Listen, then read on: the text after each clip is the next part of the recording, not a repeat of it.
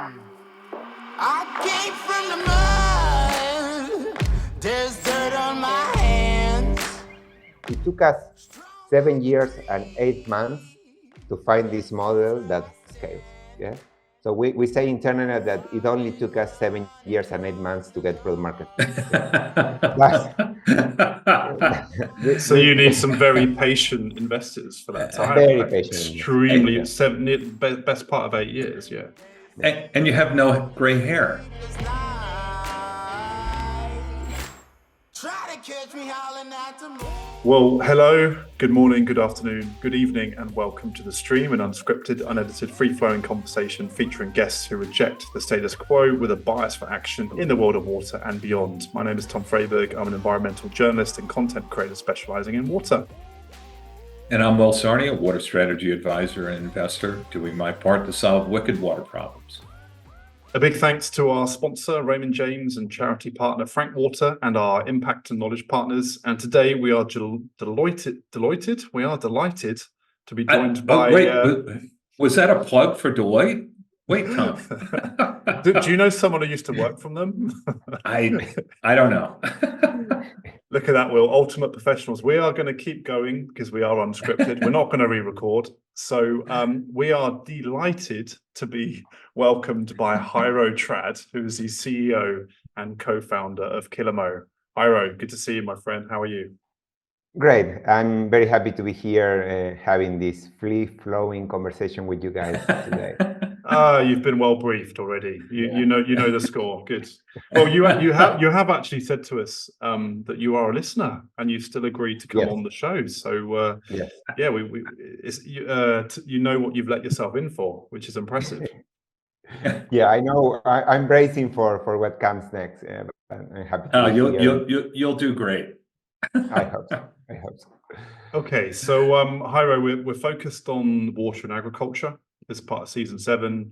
Some amazing viewpoints so far from multinational alcoholic beverage company. We've looked at soil health, and we wanted to really speak to you as the voice of an entrepreneur and a co-founder, doing some really interesting things in the water agriculture space, working with multinationals as well. So a really interesting story to tell. I think, as is quite custom, and you'll know from hearing previous episodes, we like to look at the origin story of founders and really kind of, I think in this case, ask that question of how do you build a company with purpose and focus on that water and agriculture space. So yeah, we'd love to kind of hear why, like the genesis, why Kilimo? Where did it come from? So Kilimo started, had a prequel. So I'm a computer engineer by background. And together with another computer engineer, we were wrapping up our college experience. And we decided to do something in agriculture. Why? No reason, because we believed that agriculture was a big space to do things. Actually, we both had family doing agriculture. We come from very small places in Argentina, so we have some reason, but we decided to start in agriculture because the opportunity for impact was huge. Yeah, and I always like to, when I take somebody from a big corporation to a farm, a small farm looks huge. Yeah, it's extremely big. Yeah, and that's a small farm. So that's one of the first adjustments. And when you have a lot of spaces, you always have a lot of opportunity for impact. Yeah. So we built one company. We did a great job making every mistake on the book in that company, all the mistakes together, I think. We closed that company and then we started Kilimo. Yeah, in Kilimo we did 2 main extra steps. The first one, we focused on irrigation management. Why? Because we believe that the opportunity for impact in irrigation management was bigger than any other opportunities for impact in agriculture. And the second thing that we did better was we spent around 6 months traveling over 20,000 miles across Argentina to meet farmers. We didn't wrote any line of code, anything, and we spent 6 months talking with farmers, trying to understand how they wanted to tackle this irrigation management problem. After that, we built the first version of Kilimo, and we started scaling across Latin America. And in the middle, we have a couple of features that we can share with later. Yeah. So first of all, I think you've had the best quote maybe on all of the seasons, which is no particular reason for focusing on agriculture. I love that. That's quotable. Just a comment, like a serious comment, that the fact that you invested so much time understanding what the farmer needed, to me, is unique. And, I believe that's got to contribute enormously to your success in the marketplace so far. You listened. And that's our main position in general, is that we don't know. Yeah, we truly don't know. Every time, and this in water is also important, because every time you go to a watershed, you don't know anything. I mean, you have to understand the specific context, the specific stakeholders, because water is always a local and interconnected problem. Yeah. Well, I think you need to, when you're inventing a new system or scaling, you have to understand the pain point of your customer. I think nothing tells you better than actually traveling for 6 months, visiting multiple farmers and actually listening to their pain points to help you develop something that's going to solve a problem that they need, right? So yes, and another thing is that, especially with technology for agriculture, when you take technology solution and you do like a demography study on the users of that technology, you're going to see a lot of commonalities. If you develop a fintech solution, 99% of the people that use your solution is going to live in cities with more than 1 million people, for example. They have a common denominator in demographics. That's never the case in agriculture. Yeah. Every user has an entirely different context. And I keep coming back to it, but more often than not, I see water tech startups that have what they think is a great idea, but they have not spoken to a customer. They have not made that upfront investment to really know what the pain point is. The difference between what they need and what they want. I mean, I assume that created a lot of value for you as a startup and gave you the ability to go to multinationals and be very grounded and very credible, and avoiding we've just got a great idea, you should hire us. Yes, and maybe moving on a little bit in our story. So we started scaling. We developed an AI-based irrigation management solution that uses data and artificial intelligence to model evapotranspiration. That's a common use number in agriculture and a very common use number to measure how much to irrigate. Our tool provides irrigation management advice without any type of hardware on the ground. That's one very specific learning that you get. From my office here, it sounds pretty easy to let's put IoT devices in the middle of a farm. Yeah, that sounds cool. But then you have to travel to that farm that is 500 kilometers away, and then you understand that it's pretty much not a good idea. So we developed this tool with data. We started scaling. At some point, we found out that building a scalable company just on the pockets and the opportunity that on the farmer was not the right fit. Yeah, so we did it again. So in 2021, we spent almost a year doing a stakeholder consultation. Luckily, we had COVID, so we were able to do it online and just meet and talk with people. It was a lot easier on our travel schedule. And we, after spending between January and October, November, we managed to meet the people from Bonneville Environment Foundation. We came there just asking for advice, trying to understand how to put a value on the water our farmers were saving. And we came there asking for advice, and they offered us money. They told us, let's maybe do a project here in the Maipo Basin in Chile. And there we started our first project where we connect farmers that can produce a lot of volumetric benefits with corporates that are willing to pay for those volumetric benefits.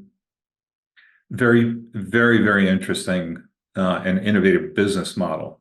So, putting the tech on the side, the fact that you connected really closely to the farmer and the multinational to understand what they both needed, and you were in the middle. I love that that was part of your scaling strategy. Yes, and what happened is that that solves the main problem in almost every water tech solution. And the problem is that water is chronically undervalued, yeah?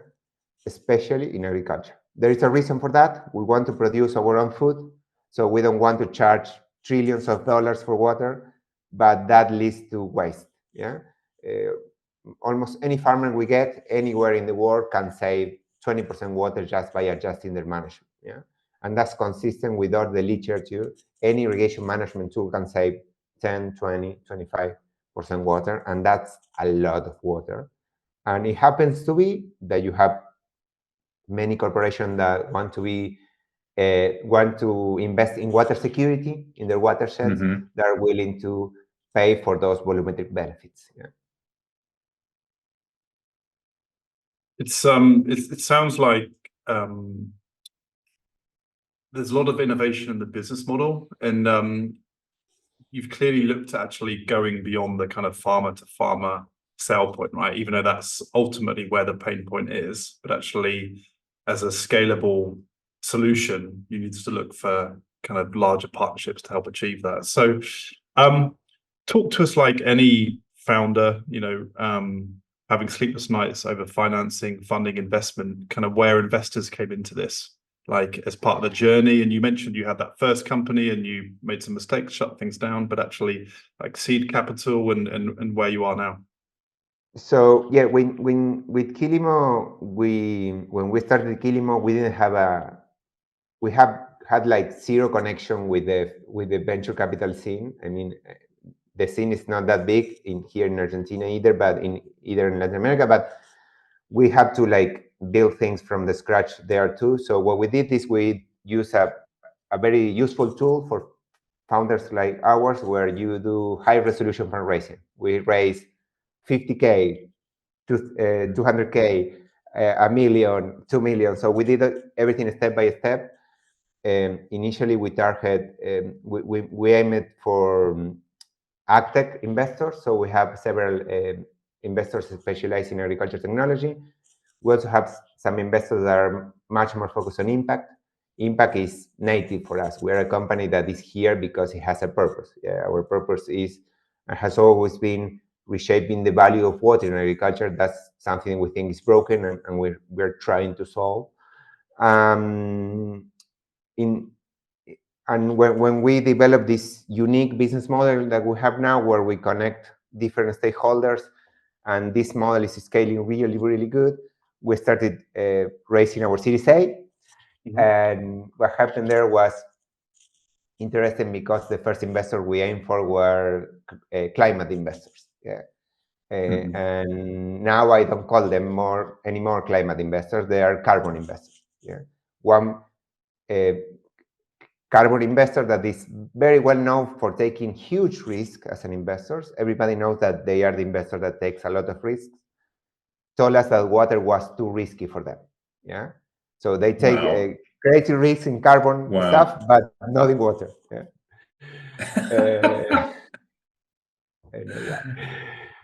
And then we move into more specialized water investors. There are not that many of them, and we are having a lot more success around there.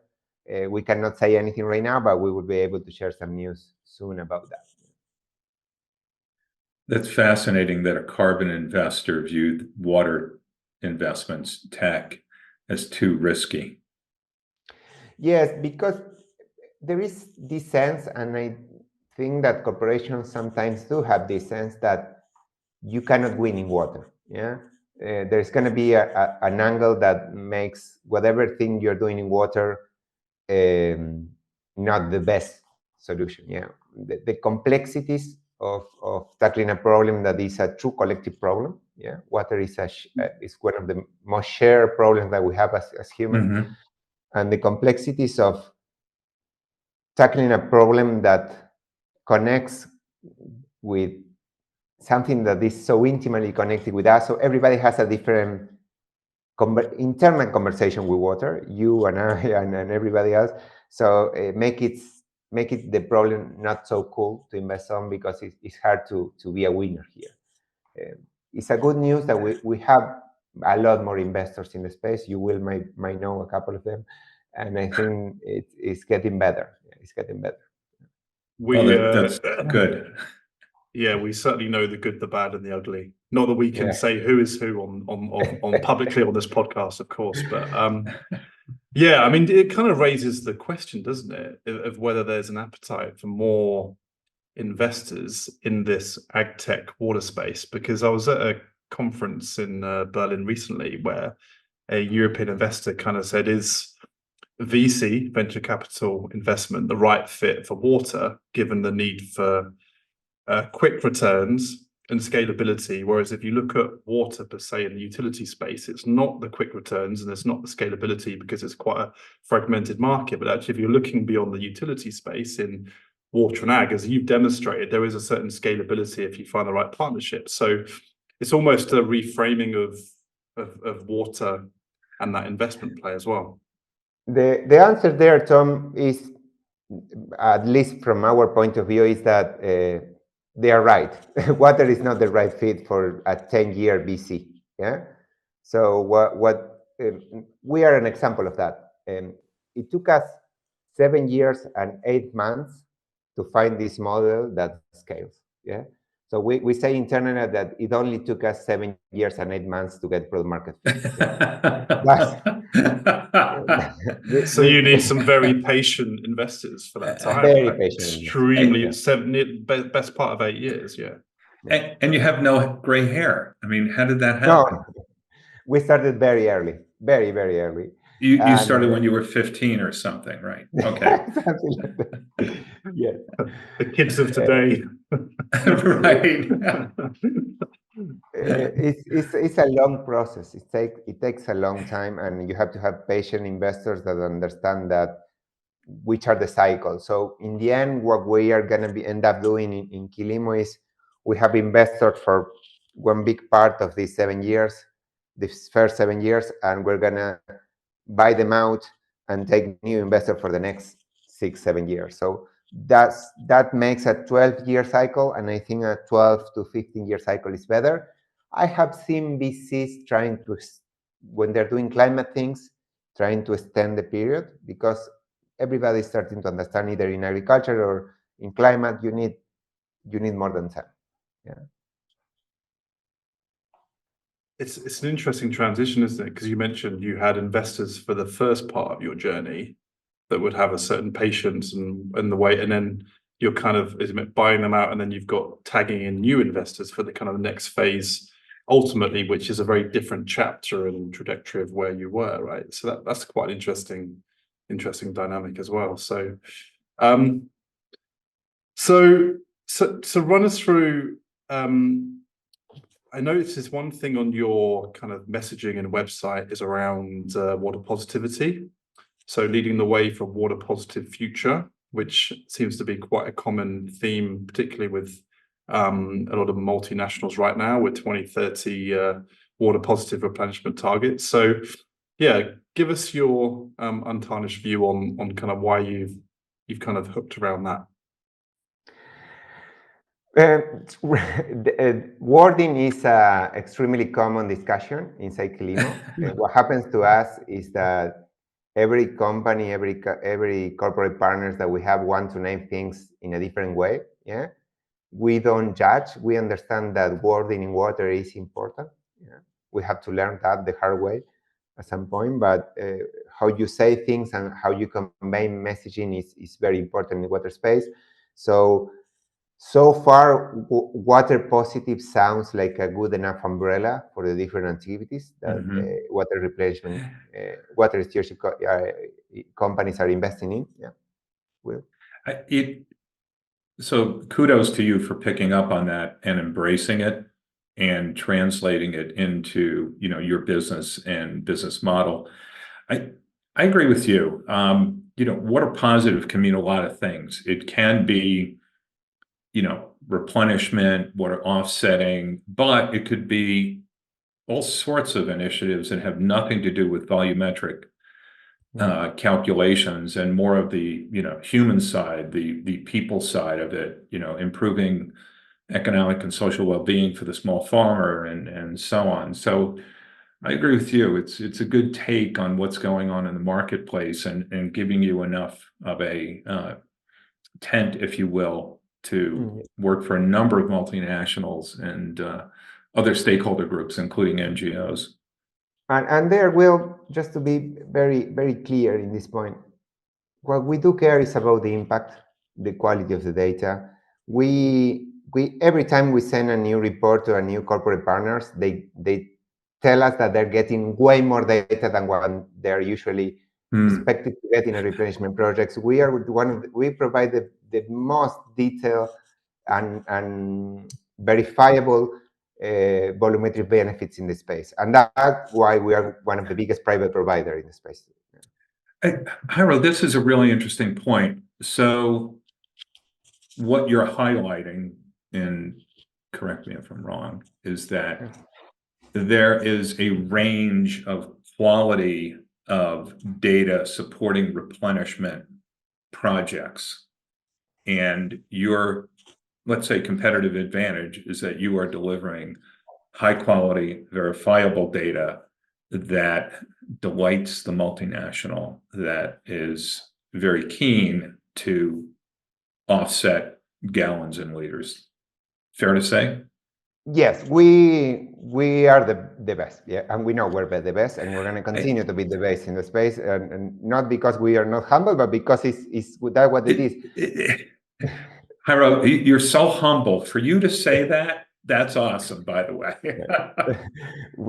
And you can ask our partners, and that's because first, we are one of the first data companies in the space. We started as a data company, and then we approached the water stewardship space. We're not a conservation company that moved into water stewardship. We're a data company that moved into it. Right, and you did it for no particular reason. Yeah. He's not going to let that one go, Jairo. But no, by the way, I absolutely love it. I think we should have T-shirts made. We can. I can arrange no that. particular reason. There we go. Yeah. But what we see is that when you see reports from replenishment projects, especially when they are distributed across different watersheds, the quality of the data is really bad. Yeah, it doesn't qualify. It's hard to audit. It's based on very broad assumptions. That's getting better and better and better, and we think that trend is going to benefit both the corporations and the other stakeholders involved in the water stewardship conversation. So just from my sort of very limited understanding, essentially, if a multinational engages with you guys in a water-stressed river basin where it operates, the data you present to it can show through the farmers using your software to help improve their irrigation efficiency. They can get verified data on where those savings are at scale across that river basin. Is that correct? Yes, that's correct. One simple example, Tom, the typical agriculture intervention project uses average baselines. So, for example, you're working with farms that do barley. The typical, all the projects that we have seen do use like the Google average. So a barley farmer in this area irrigates this much. Yeah, so one baseline for many farmers, many fields. So we do, for the same project, for a project the same size, we provide 200 baselines. Yeah, so one baseline per each field.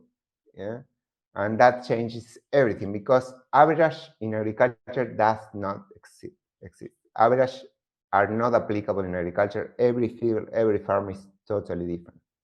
Right. So even within a set country, you cannot say the average barley farmer uses so much water because of different types of land and different, obviously, different parts of the country. And I get what you're saying. Even looking at two fields in the same farm, not the same water use at all. Okay. Jairo, can you talk a little bit about your business model?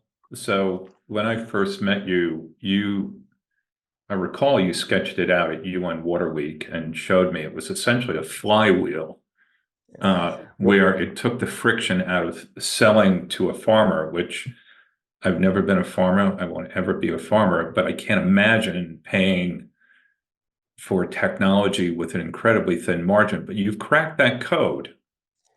Yeah, so our model is, we call it the climate adaptation flywheel. So we go to the farmer. So let's say we close a water stewardship project with a corporation in, I don't know, the Lerma Basin in Mexico, right? So we look for farmers in the Lerma Basin and we engage with them. We have an education initiative that is free, that's called the Irrigation Academy. So that's how we attract farmers. So they go to a training module online with us, and at some point we offer them the service in that specific area. So the model works like this. So we offer them the service and they have to pay for it. This is like a hard sell for corporations. Corporation wants to make everything free for the farmer. They want to treat the farmers as a child. Yeah, they want farmers to be childs that just take the thing. Yeah, that doesn't work. So we push really hard on that. Corporation end up saying, okay, let's try the Kilimo way. So we go and we sell the tool to the farmer. The farmer has to pay full price for the tool. Let's say they pay $40 per hectare. Yeah, it depends on the crop, the area. It has many variables. Let's say they pay $40 per hectare. Yeah. At the end of the year, after using us through 1 year, sorry, but staying there, that payment is important. That payment makes the farmer a true partner in the solution. Mhm. Yeah.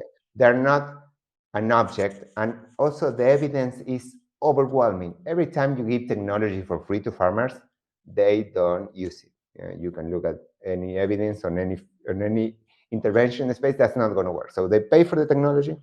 At the end of the season, we measure how much water they save using a method that is aligned with BWBA, and we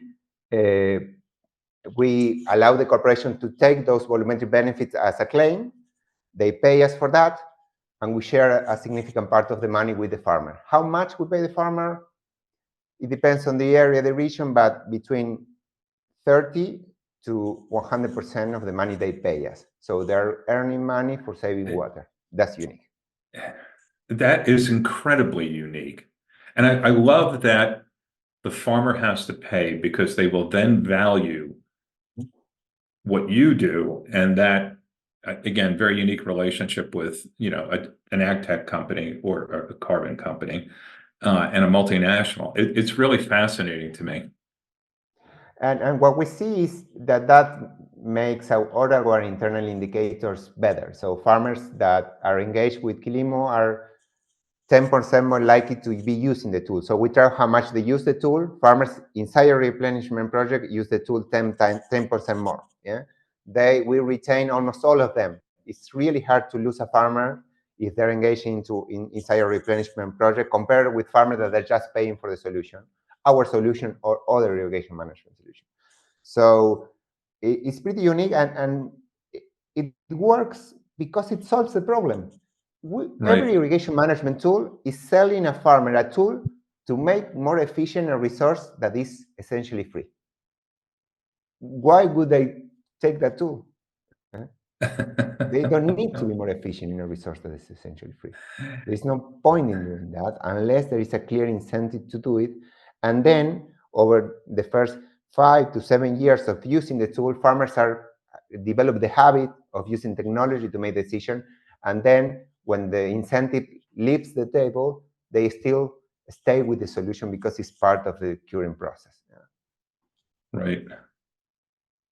It's so clever, isn't it? Because if you attach a financial figure to something, then it instantly adds value to it. And if there's a history of being offered free tools, naturally those farmers are going to be a little bit skeptical of what's being offered to them. So by saying actually there's a price to be involved, but actually there could be a financial kickback. And I guess the word of mouth is quite powerful as well within farming communities, right? If there's neighboring farmers that are not involved, and suddenly, so as you mentioned it, the Kilimo way, and they've been involved, they've paid, they've been through the academy, they've seen the benefits on their yield and reduced water costs, they've got the kickback, then naturally they're going to want to tell fellow farmers in their community, right? Yes, word of mouth is big. We, for example, the Maipo Basin, where we got our first project in Chile, a heavily stressed basin in Chile, in the world, but heavily the most stress basin in the Chilean country. So there we are going to be covering around 25% of the total irrigated area. And we, before doing replenishment project, we were covering less than a percentage point, right? Wow. So what you see is a strong word of mouth. Wow. Because Okay. it's a unique. The first reaction, to be very honest, was, is this a Ponzi scheme? Because nobody ever offered them for paying but then you bring like the Coca-Colas, the Microsoft, okay, this is a well-backed project backed by data and big corporation, then they sort of believe you. Yeah. It's probably like, is this too good to be true? And then actually when they Yeah. kind of start looking into it, there's kind of win-win benefits, right? And that's like the final summary of this. We have developed a model that is true, but it's too good to be true. Yeah, this is a model that's too good to be true because we're able to use the forces of one key stakeholder, that's corporations, to produce change in a extremely complex stakeholder, that's farmers. Yeah, and by combining the forces, we get the results we have been getting. Really brilliant. Do you see any competitors copying your business model? We have seen a couple of those arriving to the space. We love it, and we engage with them, and we try to collaborate because there is way more demand than supply here. So Right. this is a true collective action project. We need every hand we can get. You've got a great culture. Yeah, I was going to say straight away. I mean, Bravo. that's an indication of yourself as a co-founder and the culture of the company. If you welcome competition and you openly admit we're not going to solve this as one company, I think often, you can get some founders that see it as a threat to their own business and business model, but to welcome them and think, well, a rising tide lifts all boats. So, yeah. They are, and Will has a preview has internal data of this. Companies are not going to fulfill the water stewardship goals they already have. Yeah? They have 2025 and 2030 goals. Right. We need every hand. So what we usually do when we see a new competitor in an area, we meet and we present a project together because everybody wins there. I mean, the customer is in dire need and they're not providers. It's great. You've touched on 2 or 3 things that are counterintuitive in the marketplace for a startup. Cooperation, true partnership with a competitor, really an innovative business partnership with a multinational, the farmer, and what you're doing, and an NGO, and I'm sure other NGOs. Really, really interesting. So finally, Jairo, I mean, you touched upon your partnership and involvement and relationship with the Bonneville Environment Foundation and the kind of gateway to the multinationals. But I think that there may be some founders and entrepreneurs watching with a solution in the ag tech water space who are kind of looking for that foot in the door to some of the major partners. So what advice would you give to them? Because I've seen it at events before where you'll have those particular juggernaut companies and heads of their water side on the stage, and the one founder of a startup put his hand up and said, we have something for you, but we don't know where to start. So what advice would you be for those founders listening? Talk with people. Yeah, just they are like the water leads for this huge corporation. They're humans and understand their problems. Yeah, and speak the same language. They speak in volumetric benefits, in sustainability targets. Targets are public, so you can go and read them and understand how can you provide value. What the people always talk in the innovation space, in the startup space, about these blue oceans where nobody's there. This is, and no pun intended, this is a true blue ocean. The opportunity in the water stewardship space is you have way more demand than supply. Yeah. Amazing. Well, Jairo, thanks so much for joining. It's been really enlightening about your business model innovation and kind of your route to market and scaling. And you mentioned as part of the origin story, the kind of making mistakes and having a company and then actually shutting things down and then starting again. So all credit to you and your fellow co-founders. So yeah, we really appreciate you coming on the stream. Any kind of final words from yourself, Will? there's so much that I really like about what you've done on the business model side and obviously the tech side. I would say that what really stands out is that you have built a human-centric tech company. And, when you point out that, yeah, multinationals, it's easy just to think about their brand and what you see in their ESG reports, but ultimately these are people that are trying to get a job done and they're looking for solutions, and just really approaching them that way is really smart. So for me, that's the magic in what you've done, and the flywheel. Love the flywheel. Thank you. Amazing. So when you come back on in a couple of seasons' time, we'll already have the T-shirts made up with the catchphrase, right? So that's on the homework, the to-do list. No particular reason. Amazing. Well, Jairo, thanks so much for joining us. Really appreciate the chat, and good luck to you and the team for the rest of the journey. Good to see you. Thanks for this conversation. I really enjoyed it. Good to see you guys. Great to see you. Thank you. Take care.